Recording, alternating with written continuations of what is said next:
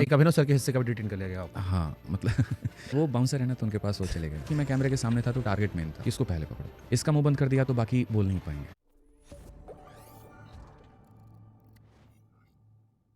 हुआ क्या था आपके साथ? मेरे साथ भी था, और भी शिक्षक थे। हम बातें कह रहे थे जंतर मंतर के पास में। सर मेरे को 2 बार डिटेन किया गया।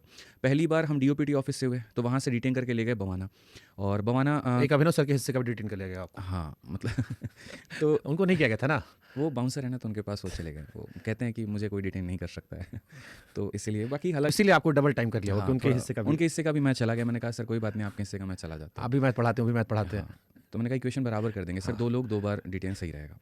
तो पहली बार जब मैं गया तो बवाना साइड मुझे लेकर के गया। उनका उद्देश्य था कि बस भीड़ को अलग करो, इनको शहर के बाहर में छोड़ दो, जो नॉर्थ दिल्ली एरिया है उसके बारे में इनको छोड़ दीजिए कि आएंगे ही नहीं, दोबारा प्रोटेस्ट ही नहीं करेंगे।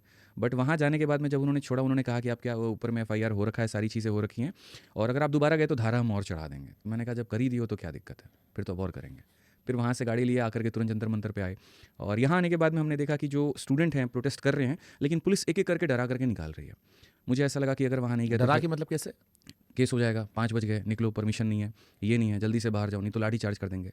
ऐसे ऐसे करके वहाँ पर बच्चों को एक एक करके, टीचरों को निकालना शुरू कर रही थी। और मुझे ऐसा लगता है कि मतलब थोड़ा सा हिम्मत है कि मैं सामने बोल सकता हूँ, रोक सकता हूँ वहाँ पे। हमने कहा एक बार मिलने दीजिए, लेकिन वो मिलने वहाँ नहीं दिए, तो हम वहीं पर नारा लगाना शुरू कर दिया।